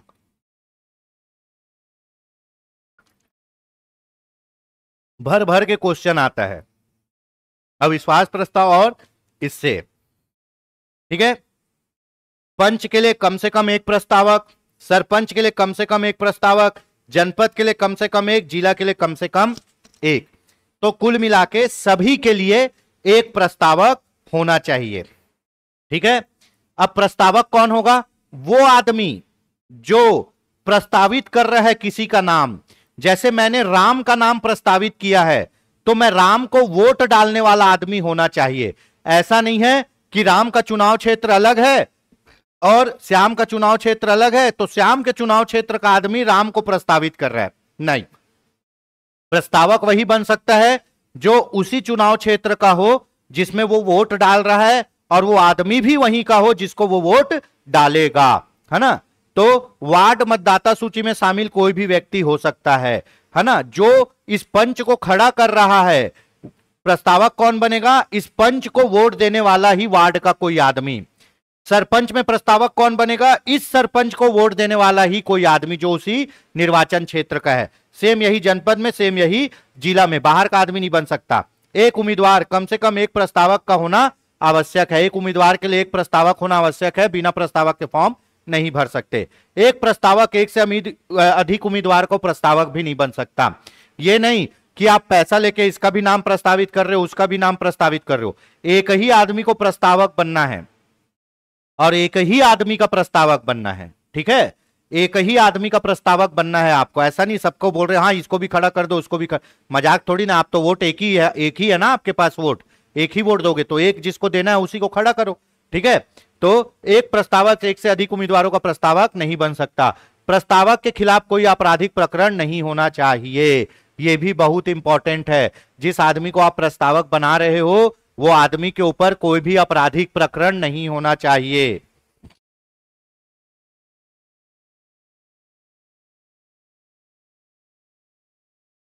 ठीक है, जिस आदमी को आप प्रस्तावक बना रहे हो उसके ऊपर भी कोई क्या नहीं होना चाहिए, आपराधिक प्रकरण नहीं होना चाहिए। ठीक है, चलिए अब नामांकन पत्र जो आप भरे हो उस नामांकन पत्र को चेक करेंगे कि वो सही है या नहीं, जिसको बोलते हैं नामांकन पत्र की स्क्रूटनी। तो चेक करेंगे कि वो नामांकन पत्र सही है या नहीं है। ठीक है, चलिए आशय, अभ्यर्थी द्वारा अपनी उम्मीदवारी हेतु प्रस्तुत नामांकन निर्देशन पत्र को जांच करना नामांकन पत्रों की संवीक्षा या स्क्रूटनी कहलाती है। नामांकन पत्र में देखेंगे कि सही से नाम भरा है नहीं, जमानत राशि जमा किया है नहीं, शपथ पत्र जमा किया है नहीं, कुछ झूठ तो नहीं लिखा है, कुछ गलत तो नहीं लिखा है, तो वो सब चीज देखेंगे। ठीक है, नामांकन पत्र भरने की अंतिम तारीख के अगले कार्य दिवस से नामांकन पत्रों की समीक्षा प्रारंभ हो जाती है। जैसे नामांकन पत्र 8 तारीख तक आप जमा कर सकते थे, है ना, 8 जनवरी तक आप नामांकन पत्र जमा कर सकते थे। 8 जनवरी शाम 5 बजे तक जमा कर सकते थे। जैसे ही 5 बजा फॉर्म जमा करने का डेट खत्म, अब फॉर्म जमा नहीं होगा। 9 जनवरी से आपका फॉर्म का क्या हो जाएगा, स्क्रूटनी चालू हो जाएगा। क्या हो जाएगा, स्क्रूटनी चालू हो जाएगा। 9 जनवरी से आपके फॉर्म की जांच चालू हो जाएगी। ठीक है,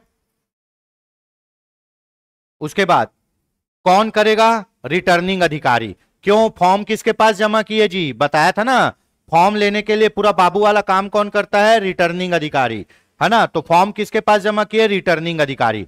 रिटर्निंग अधिकारी कितने दिनों तक, ये डायरेक्ट पूछता है, फॉर्म की स्क्रूटनी कितने दिनों तक होती है, 3 दिनों तक होगी। उम्मीदवार की ओर से शामिल हो सकते कौन, उसके निर्वाचन अभिकर्ता, उम्मीदवार का प्रस्तावक, एक अन्य व्यक्ति जो उम्मीदवार द्वारा सम्यक रूप से प्राधिकृत किया गया है। जब फॉर्म की जांच होगी तो आप अपने फॉर्म की जांच होते देख सकते हो। ठीक है, अगर उम्मीदवार खुद नहीं जाता तो अपने निर्वाचन अभिकर्ता, है ना, पोलिंग एजेंट, निर्वाचन अभिकर्ता, इसको अभी आगे पढ़ाएंगे, इसको भेज सकते हो।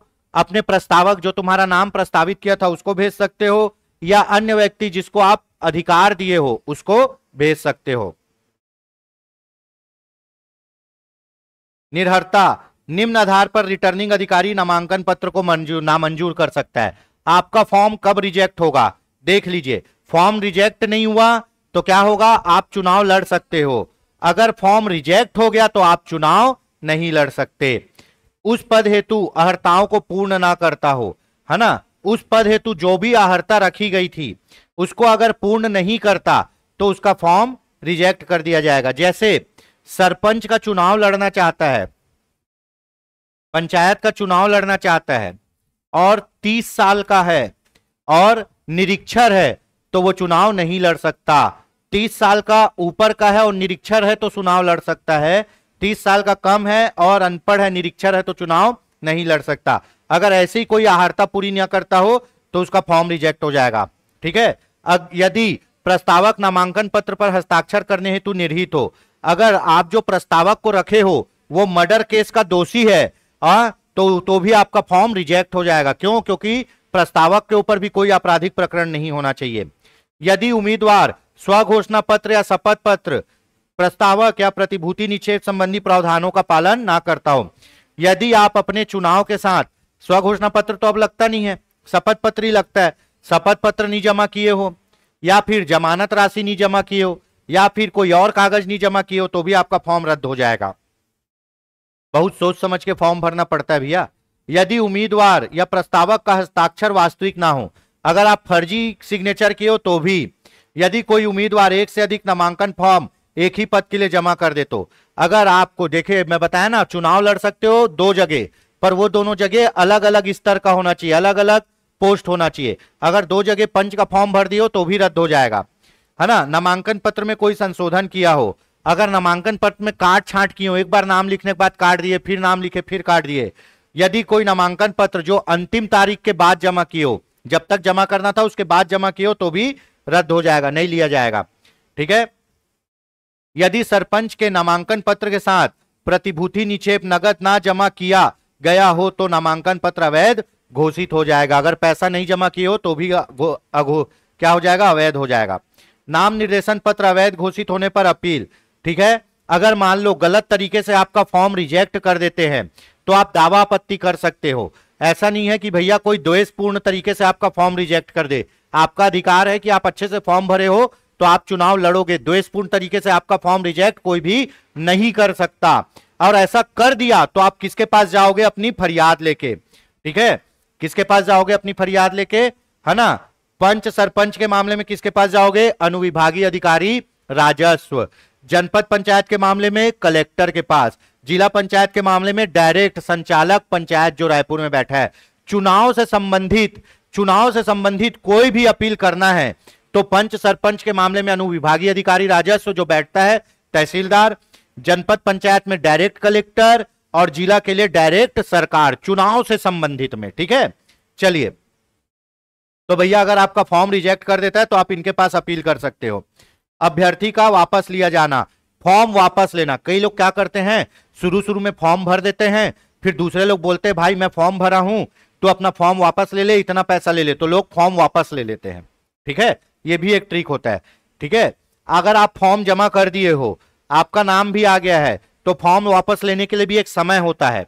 उस समय के अंदर आप आवेदन करके अपना नाम वापस ले सकते हो। जैसे नाम वापस लेने के लिए आपको क्या देना होगा, आवेदन देना होगा। कहां आवेदन देना होगा, रिटर्निंग अधिकारी के पास। मैं बार बार बोल रहा हूं, पूरा बाबू वाला काम कौन करता है, रिटर्निंग अधिकारी करता है। रिटर्निंग अधिकारी के पास नाम देना होगा, आवेदन देना होगा कि अपरिहार्य कारणों से मैं चुनाव लड़ने में असमर्थ हूं, अतः मेरा नामांकन रद्द कर दिया जाए। ठीक है, नाम वापसी के लिए आवेदन पत्र समीक्षा समाप्त होने के पश्चात जिस तिथि को सफल उम्मीदवारों की नाम सूची प्रकाशित हुई है उसके ठीक अगले कार्य दिवस को नाम वापस करने के लिए आवेदन किया जा सकता है 3 दिन तक। ठीक है, अब आपको पता है 8 तारीख क्या था, अंतिम दिन था। 9 तारीख से क्या चालू हो गया, संवीक्षा, जो कितना दिन चलेगा, 3 दिन। 9, 10, 11 तक आपके क्या होंगे, नाम का जांच किया जाएगा। ठीक है, अब 11 के बाद 12 को क्या होगा, नाम प्रकाशन, कि किस किस आदमी का फॉर्म एक्सेप्ट हुआ है। 12 को आपका नाम प्रकाशन कर दिया जाएगा कि ये आदमी चुनाव लड़ने के लिए एलिजिबल है, इन लोगों का फॉर्म सेलेक्ट हुआ है। नाम प्रकाशन के 3 दिन तक, ठीक है, 13, 14, 15 तक आप क्या कर सकते हो, वापस लेना, नाम का वापस लेना। आवेदन दे दो कि मेरा नाम एक्सेप्ट हो गया था पर मैं चुनाव नहीं लड़ना चाहता, मैं वापस लेना चाहूंगा। दोनों में 3-3 दिन है। पूछा जाता है फॉर्म भरने की अंतिम तारीख से 3 दिन बाद तक क्या होता है, फॉर्म की जांच होती है जिसको बोलते हैं स्क्रूटनी। स्क्रूटनी के बाद आपका नाम का क्या कर दिया जाएगा, प्रकाशन, कि आप चुनाव लड़ने के योग्य हो। नाम प्रकाशन के 3 दिन तक आप क्या कर सकते हो, नाम वापस ले सकते हो। किसके पास, रिटर्निंग अधिकारी के पास। चलिए आगे देख लेते हैं। यह आवेदन उम्मीदवार स्वयं या प्रस्तावक या निर्वाचन अभिकर्ता के द्वारा जमा किया जा सकता है। नाम वापस करने के लिए भी उम्मीदवार स्वयं आवेदन कर सकता है, प्रस्तावक कर सकता है या निर्वाचन अभिकर्ता। यदि उम्मीदवार स्वयं आवेदन जमा करता है तो नामांकन तत्काल रद्द कर दिया जाएगा। अगर उम्मीदवार खुद जाता है, बोलता है मेरा नामांकन रद्द कर दो, तो तुरंत रद्द कर देंगे। लेकिन अगर प्रस्तावक या कोई निर्वाचन अधिकारी, मतलब उम्मीदवार को छोड़कर कोई दूसरा अधिकारी, दूसरा आदमी जाता है कि इस आदमी का नाम रद्द कर दो, तो डायरेक्ट रद्द नहीं होगा, है ना। उसमें किससे पूछना पड़ेगा, इसकी जांच रिटर्निंग अधिकारी करेगा और सही होने पर रद्द करेगा। मैं चुनाव लड़ रहा हूं, मैं खुद आवेदन दे दिया कि मेरा नाम काट दो, तो वो काट देगा तुरंत। लेकिन मेरा प्रस्तावक या निर्वाचन अभिकर्ता जाता है कि दीपक का नाम काट दो, तो रिटर्निंग अधिकारी तुरंत नहीं काटेगा, मेरे से पूछेगा आपको नाम वापस लेना है, आपके नाम वापस लेने के लिए लोग आवेदन लेके आए हैं, मैं बोलूंगा हाँ लेना है, तभी काटेगा। ऐसे में तो क्या पता मैं इधर चुनाव लड़ने की तैयारी कर रहा हूं, मेरा प्रस्तावक जाके मेरा नाम ही कटवा दिया, ऐसा नहीं होगा। अगर कोई और आदमी दे रहा है आवेदन तो मेरे से कंफर्म किया जाएगा। ठीक है, नाम वापसी के लिए आवेदन करने पर वह सफल हो जाएगा तो उसकी जमानत राशि वापस कर दी जाएगी। अगर आप नाम वापस ले लेते हो तो जो जमा किए थे पैसा 1000, 2000, 4000, 50 रुपए, वो वापस दे दिया जाएगा क्योंकि आप चुनाव लड़ नहीं रहे हो। नाम वापसी के लिए आवेदन करने के पश्चात आवेदन वापस नहीं किया जा सकता। नाम वापसी के लिए आवेदन करने के पश्चात आवेदन वापस नहीं किया जा सकता। अगर आप एक जगह नाम वापसी के लिए आवेदन कर दिए, आपका नाम वापस भी हो गया, तो फिर जाके ये नहीं बोल सकते कि नहीं नहीं मेरे से गलती से नाम वापस हो गया था, मेरा फिर से नाम लिख लो, मैं चुनाव लड़ूंगा। एक बार नाम कट गया तो कट गया। ठीक है। निर्वाचन का स्थगन, कब चुनाव स्थगित होगा, चुनाव कब रुकेगा? यदि मतदान तारीख से एक दिन पहले रिटर्निंग अधिकारी को यह पता हो जाता है कि कोई अभ्यर्थी उस वर्ग का नहीं है जिसके लिए वह स्थान आरक्षित है, तो इस संबंध में निर्धारित प्रक्रिया में जांच करने के बाद यह पाया जाता है कि नाम निर्देशन पत्र स्वीकार करने में त्रुटि हुई है तो निर्वाचन स्थगित कर दिया जाएगा। ठीक है, इसको बहुत सरल से समझते हैं, है ना। पद था एसटी महिला, है ना, सरपंच का पद था, सरपंच का पद था एसटी महिला। ठीक है। अब जो आपकी रामाबाई है, जो आपकी रामाबाई है, सरपंच का पद था एसटी महिला, जो रामाबाई है वो है एससी महिला। ठीक है। ये फॉर्म भर दी, ये फॉर्म भर दी और रिटर्निंग अधिकारी को एसटी और एससी में कंफ्यूजन हुआ। एसटी का पद था, एसटी का पद था, पद आवेदन किसका ले लिया? एससी महिला का ले लिया। पद है एसटी का, आवेदन ले लिया एससी का, नाम भी प्रकाशित हो गया। चुनाव के एक दिन पहले पता चलता है अरे ये तो एससी महिला है और चुनाव लड़ना है एसटी महिला को, तो ये कैसे लड़ लेगी, इसके वर्ग का तो पद है ही नहीं वहां पे। तो ये तुरंत क्या करेगा? जांच करेगा। जांच करने के बाद उस चुनाव को रोक देगा कि भैया ये आदमी चुनाव लड़ने के योग्य नहीं है, पद इसके लेवल का है ही नहीं, पद इसके लिए आरक्षित है ही नहीं, और बोलेगा कि मेरे से नामांकन पत्र को देखने में गलती हो गई। इंसान है, गलती हो सकती है, और चुनाव को क्या कर देगा? रद्द कर देगा। ठीक है। यदि मतदान तारीख से पहले, वोटिंग होने से पहले, वोटिंग होने के बाद तो कुछ हो ही नहीं सकता, ज्ञात होता है कि कोई अभ्यर्थी उस वर्ग का नहीं है जिसके लिए वह स्थान आरक्षित है, मतलब जिसके लिए आरक्षित था उस वर्ग का छोड़ के दूसरे वर्ग का आदमी लड़ रहा है, तो प्रक्रिया में जांच करने के बाद आपका चुनाव रद्द कर दिया जाएगा। ठीक, अगला देख लेते हैं क्या होगा। मतदान स्थगित, मतदान स्थगित करने के पश्चात नए निर्वाचन की प्रक्रिया प्रारंभ होगी। अगर चुनाव रोक दिए हैं तो फिर से वोटिंग की प्रक्रिया प्रारंभ होगी। वह व्यक्ति जो मतदान स्थगित किए जाने के समय निर्वाचन लड़ने वाला अभ्यर्थी था उसके लिए अतिरिक्त नाम निर्देशन की आवश्यकता नहीं होगी। अब मान लो सरपंच का चुनाव लड़ना था, इसी कारण से सरपंच का चुनाव क्या हो गया? रद्द हो गया। तो भैया जो आदमी पहले चुनाव में आवेदन कर चुका था, जो उसी वर्ग था, उसको फिर से आवेदन करने की जरूरत नहीं है क्योंकि उसका आवेदन उस समय सही था। ठीक है। उसके बाद जिस व्यक्ति ने मतदान रद्द किए जाने के पूर्व अपनी अभ्यर्थता वापस लेने की सूचना दे दी हो, सूचना दे दी हो, है ना, वह ऐसे रद्द किए जाने के पश्चात निर्वाचन के लिए अभ्यर्थी के रूप में नाम निर्दिष्ट किए जाने के लिए पात्र होगा। अब मान लो कि यह चुनाव था जिसमें दूसरे वर्ग की महिला खड़ी हो गई थी, जिसके कारण चुनाव रद्द हो गया। इसी चुनाव में पहले एक जन फॉर्म भरा था, वो फॉर्म वापस ले लिया था, चुनाव स्थगित हो गया। फिर जब दोबारा चुनाव होगा स्थगित वाला, तो जो आदमी फॉर्म वापस लिया था वो फिर से फॉर्म भर सकता है और चुनाव लड़ सकता है। जो ऑलरेडी चुनाव में फॉर्म भरे हुए हैं उनको भरने की जरूरत नहीं है। ठीक है। यदि मतदान के पूर्व अभ्यर्थी की मृत्यु हो जाए तो निम्नलिखित परिस्थितियां होंगी।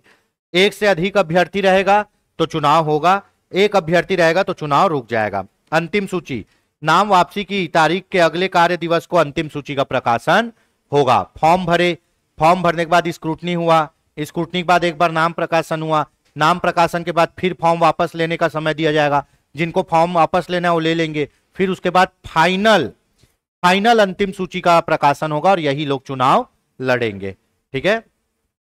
ठीक है। चुनाव चिन्हों का आवंटन, मोस्ट इंपॉर्टेंट, चुनाव चिन्ह का आवंटन कौन करता है? रिटर्निंग अधिकारी। तो जनपद और जिला पंचायत के लिए कौन करेगा? जनपद और ग्राम पंचायत के लिए कौन करेगा? रिटर्निंग अधिकारी। जिला पंचायत का रिटर्निंग अधिकारी कौन होता है? जिला निर्वाचन अधिकारी। तो वो फिर जिला पंचायत को चुनाव चिन्ह देगा, जनपद और ग्राम पंचायत को रिटर्निंग अधिकारी देगा। ना तो उम्मीदवार ना ही रिटर्निंग अधिकारी अपने मन से चुनाव चिन्ह मांग व दे सकते हैं। आप अपने मन से चुनाव चिन्ह नहीं मांग सकते कि भैया 2 जोड़ी बैल मेरा लक्की है चुनाव चिन्ह, उसको मेरे को दे दो। भैया उगता सूरज मेरा लक्की चुनाव चिन्ह है, वो मेरे को दे दो। ऐसे नहीं कर सकते, है ना। और पंचायत चुनाव में राजनीतिक पार्टियों से चुनाव नहीं लड़ता। पंचायत चुनाव में कभी भी बीजेपी कमल वाला चुनाव चिन्ह नहीं मिलता, राजनीतिक पार्टी नहीं लड़ती है। ठीक है, राजनीतिक पार्टी के उम्मीदवार लड़ते हैं, लेकिन आपके निर्दलीय टाइप से लड़ते हैं। ठीक है, उसमें पार्टी का चुनाव चिन्ह नहीं मिलता, यही सब चुनाव चिन्ह मिलेगा। ठीक, तो मान लो अगर चुनाव चिन्ह बट रहा है तो रिटर्निंग अधिकारी अपने मन से नहीं बांट सकता, लॉटरी निकाल के बांटेगा, लॉटरी निकाल के। और ना ही उम्मीदवार अपने मन से मांग सकता है। यदि प्रतीक आवंटन असंगत हो तो अपील पुनरीक्षण अधिकारी होगा, है ना। अगर आपका जो चुनाव चिन्ह है गलत बट रहा है तो आप उसका अपील कर सकते हो। ठीक है, ग्राम पंचायत के लिए जिला निर्वाचन अधिकारी, जनपद पंचायत संघर्ष के लिए संभागीय आयुक्त और जिला पंचायत के लिए राज्य निर्वाचन अधिकारी। अगर चुनाव चिन्ह गलत तरीके से बटा गया है तो आप अपील किसके पास जाओगे, है ना। ग्राम पंचायत स्तर के लिए कहां जाओगे, जिला निर्वाचन अधिकारी। जिला निर्वाचन अधिकारी जो वही है कलेक्टर। जनपद पंचायत के लिए कहां जाओगे, संभागीय आयुक्त। पूरे जिलों का जो संभाग का जो मुख्य आदमी होता है संभागीय आयुक्त, है ना। और जिला के लिए कहां जाओगे, राज्य निर्वाचन आयोग। ग्राम के लिए जिला निर्वाचन अधिकारी, जनपद के लिए संभागीय आयुक्त और जिले के लिए राज्य निर्वाचन आयोग। ठीक है, चुनाव का मतपत्र का रंग। ठीक, होता क्या है, जब आप पंचायत चुनाव लड़ते हो ना तो एक साथ 4 वोट डालना पड़ता है। कई बार एक साथ 4 वोट। पंच का डालोगे अपने गांव के लिए, अपने गांव के लिए सरपंच का डालोगे, वो गांव जिस जनपद पंचायत क्षेत्र में आएगा उस जनपद पंचायत सदस्य के लिए डालोगे, वो गांव जिस जिला पंचायत क्षेत्र में आएगा उस जिला पंचायत सदस्य के लिए डालोगे। 4 वोट। तो इसीलिए चुनाव के मतपत्र का रंग अलग अलग रखा जाता है। पंचायत चुनाव हमारे यहां अभी मतपत्र में होता है, बैलेट पेपर में नहीं होता। पंच सबसे छोटा आदमी है। ठीक है, पंच सबसे छोटा आदमी है, इसीलिए सफेद कागज में, किसमें, सफेद कागज में। पंच से बड़ा सरपंच होता है। सरपंच का क्या होगा, नीला, 100 रुपए का नोट होता है नीला। जनपद सदस्य होता है उससे बड़ा, 200 रुपए का नोट होता है पीला। जिला पंचायत होता है सबसे बड़ा, 2000 रुपए का नोट होता है गुलाबी। ठीक है, तो ऐसे आप बदल सकते हो, ऐसे आप याद कर सकते हो। पंच ज्यादा वैल्यू है नहीं तो सफेद बिना पैसे का, सरपंच नीला 100 रुपए का नोट, जनपद सदस्य पीला 200 रुपए का, उससे बड़ा जिला पंचायत 2000 रुपए का। ठीक है, सफेद, नीला, पीला, गुलाबी। इन मतपत्रों का रंग स्थायी नहीं है, इन्हें प्रत्येक चुनाव के समय परिवर्तित किया जा सकता है, पर सामान्यतः यही रंग रखते हैं। न चुनाव चिन्ह स्थायी है न मतपत्र का रंग स्थायी है, पर रखते यही है। चुनाव के प्रकाशन, सूचना के प्रकाशन की रीति, मतदान के लिए नियत की गई तारीख से कम 20 दिन पूर्व ऐसी सूचना की एक प्रति कहां, आपके जनपद पंचायत जिला पंचायत में चिपका दी जाएगी, है ना। मतदान के 20 दिन पूर्व सूचना प्रकाशित किया जाएगा कि भैया चुनाव होगा। संबंधित पंचायत के कार्यकाल में सूचना पटल पर चिपकाई जाएगी, रिटर्निंग ऑफिसर के कार्यालय में चिपकाई जाएगी, जिला निर्वाचन अधिकारी के कार्यालय में यह सूचना की प्रति चिपकाई जाएगी। ठीक है, अब ठीक है, बांटने की प्रक्रिया। चुनाव चिन्ह कैसे बढ़ता है, चुनाव चिन्ह अल्फाबेटिकल ऑर्डर में बांटे जाएंगे, जिसका नाम पहले आएगा वो पहले मिलेगा। अल्फाबेटिकल ऑर्डर देवनागरी लिपि में जारी की जाती है। अल्फाबेटिकल ऑर्डर देवनागरी लिपि में, आप नाम लिखे दीपक तो मेरा अल्फाबेट कहां से चालू होगा, DEEPAK। ठीक है, नाम रहेगा देवनागरी लिपि में और इस देवनागरी लिपि के अनुसार अल्फाबेट होगा, है ना। पंच, सरपंच, जनपद पंचायत सदस्य, जिला पंचायत सदस्य, इन सब के लिए चुनाव चिन्ह पहले से ही राज्य निर्वाचन आयोग निर्धारित करके रखता है, लिस्ट बना के रखता है कि ये लिस्ट में सरपंच का जाएगा, ये लिस्ट में सरपंच, इस लिस्ट में से सरपंच को दिया जाएगा, इस लिस्ट में जनपद को, इस लिस्ट में जिला को। तो वो पूरा लिस्ट बना के रखता है और उसी लिस्ट से लॉटरी निकाल के देते हैं। चुनाव चिन्ह का आवंटन कौन करता है, रिटर्निंग अधिकारी, जो आपका फॉर्म देता लेता है। तो जिला पंचायत के लिए रिटर्निंग अधिकारी बाय डिफॉल्ट कॉल होता है जिला निर्वाचन अधिकारी, तो वही उनका पूरा काम करेगा और चुनाव चिन्ह देगा। जनपद और ग्राम पंचायत के लिए रिटर्निंग अधिकारी की नियुक्ति की जाती है, जो नायब तहसीलदार पद से ऊपर का होता है, तो वो आपको देगा। ठीक है, चलिए यहां तक हो गया। तो दोस्तों ये आपका था क्या, निर्वाचन, है ना। ये आपका मोस्ट इंपॉर्टेंट निर्वाचन का हो गया। ठीक है, यहां से भर भर के क्वेश्चन आते हैं और ये पूछा भी जाता है, तो ये काफी इंपॉर्टेंट है।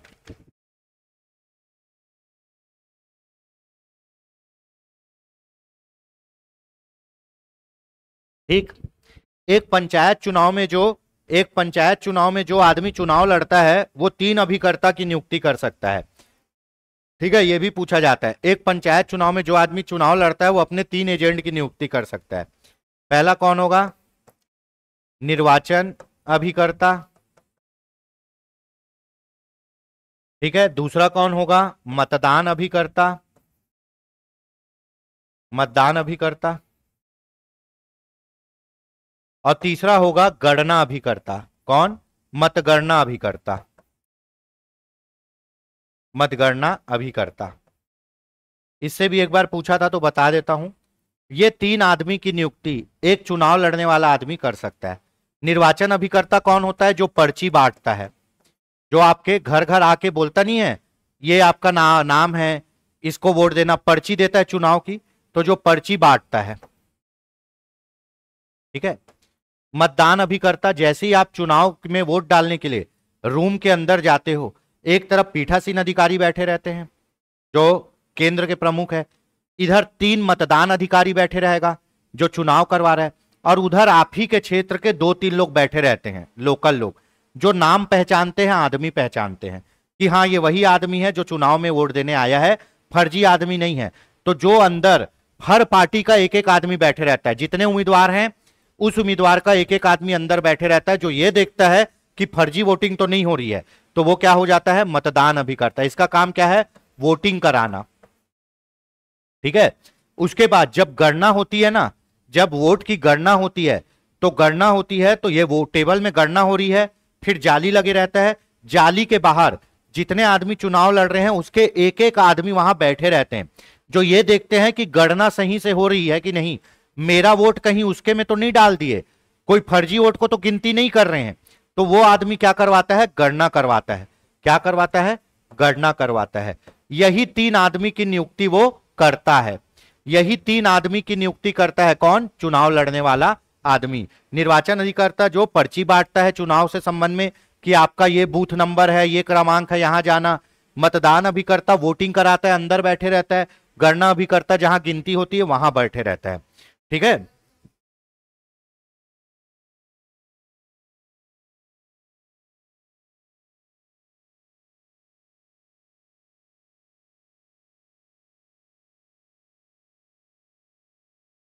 ठीक है। ये तीनों की नियुक्ति के लिए आपको आवेदन कहां करना पड़ेगा? रिटर्निंग अधिकारी के पास ही करना पड़ेगा। रिटर्निंग अधिकारी इनको कार्ड बना के देता है, जो कार्ड को रख के लोग जाते हैं अंदर। ठीक है। तो रिटर्निंग अधिकारी इनके के पास ही बनवाना पड़ेगा। ठीक।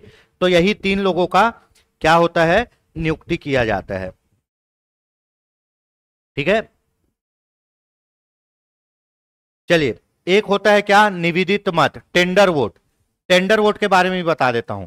मान लो आप चुनाव में वोट डालने गए और पता चला आपके नाम से कोई पहले ही वोट डाल दिया। बहुत इंपॉर्टेंट टॉपिक है टेंडर वोटिंग, निवेदित मत। आप चुनाव में वोट डालने गए और आपके नाम से कोई पहले ही वोट डाल दिया, लेकिन आप वोट नहीं डाले हो, तो ये भैया तो गलत है ना। आपको वोट डालने का अधिकार है, तो आपको वोट डालने दिया जाएगा। कैसे डालने दिया जाएगा? आपको एक मत पत्र देगी। कौन? पीठासीन अधिकारी। कौन देगा? पीठासीन अधिकारी आपको एक मत पत्र देगा। आप उस मत पत्र में चिन्ह लगा के वापस वो मत पत्र किसको दे दोगे? पीठासीन अधिकारी। पीठासीन ही नाम याद रखना है। मान लो आपके नाम से फर्जी वोट पड़ गया है, आपके नाम से कोई और वोट देके चले गया है, आप वोट नहीं दे पा रहे हो, ये तो गलत है। तो क्या होगा कि भैया आपको निवेदित मत पत्र कौन देगा? पीठासीन अधिकारी।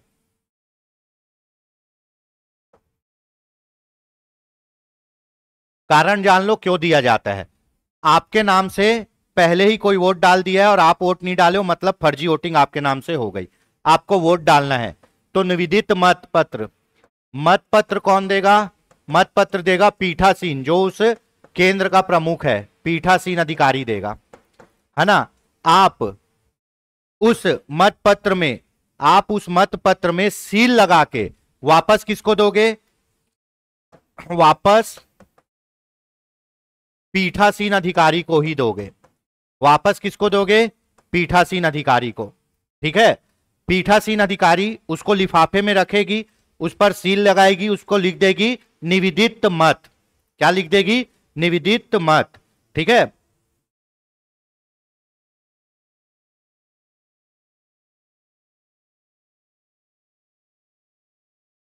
ठीक है। सबसे पहले आपके नाम से फर्जी वोटिंग हो गया है, आपको वोट देना है, तो आपको कौन देगा वोट देने के लिए मत पत्र? पीठासीन अधिकारी देगी, है ना। पीठासीन अधिकारी से मत पत्र लिए, वो एंट्री की, आप सील लगाए, मोड़े और वापस किसके हाथ में दे दिए? पीठासीन के हाथ में ही दोगे। ये इसको एक लिफाफे में रख लेगी। ठीक है, अब उसके बाद किसी भी हालत में निविदत मत मत पेटी में नहीं डाले जाते।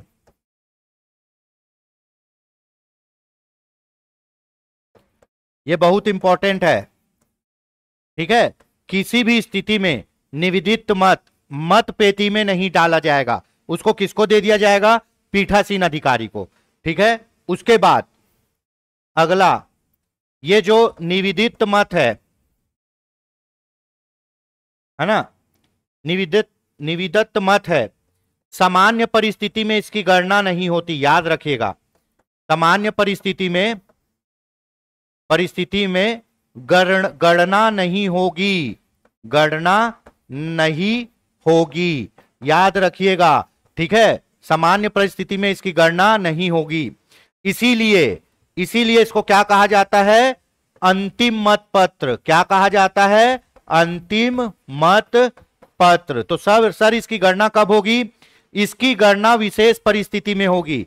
मान लो दोनों अभ्यर्थियों के बीच टाई हो गया, तो फिर निविदित मत को खोलेंगे और देखेंगे कि किस अभ्यर्थी को दिया गया है, फिर इसके बाद इसके अनुसार रिजल्ट आएगा। तो कहानी समझिए, यही पूरा कूट बनेगा, है ना। जब आपके नाम से कोई वोट डाल चुका है, आप वोट नहीं डाले हो, आपका हक बनता है वोट डालने के लिए, तो आप वोट डालोगे। जो वोट डालोगे उसको क्या बोलेंगे? निविदत मत। निविदत मत आपको कौन देगा? पीठासीन देगा। आपको सील लगा के वापस किसको देना है? पीठासीन को ही देना है। पीठासीन उसको लिफाफे में रख लेगी। निविदत मत किसी भी परिस्थिति में मत पेटी में नहीं डाला जाएगा, सामान्य मत पत्र के साथ नहीं जुड़ेगा। इसीलिए इसको बोलते हैं केंद्र का अंतिम मत पत्र। क्या बोलते हैं? केंद्र का अंतिम मत पत्र। सामान्य परिस्थिति में निविदित मत का गिनती नहीं होगा। जब ड्रॉ हो गया या कुछ विशेष परिस्थिति आएगी, तभी इस निविदित मत को खोला जाएगा और गिना जाएगा। तो इसीलिए इसको बोलते हैं अंतिम मत पत्र। निविदित मत से भी क्वेश्चन आते हैं। ठीक है, तो भैया ये था आपका आज का निर्वाचन आयोग। एक दो स्टूडेंट ने कहा था सर निर्वाचन आयोग का भी रिवाइज करा देना, इससे क्वेश्चन आएंगे, ये 1,00,000% श्योर है। दो टॉपिक में बता दे रहा हूं, आपका अविश्वास प्रस्ताव और निर्वाचन आयोग, इससे तो क्वेश्चन आने ही आने हैं। तो बिल्कुल इसको अच्छे से तैयारी करिएगा। ठीक है, तो दोस्तों आज के लिए इतना ही, मिलते हैं अगले क्लास में। जय हिंद, जय भारत, जय छत्तीसगढ़।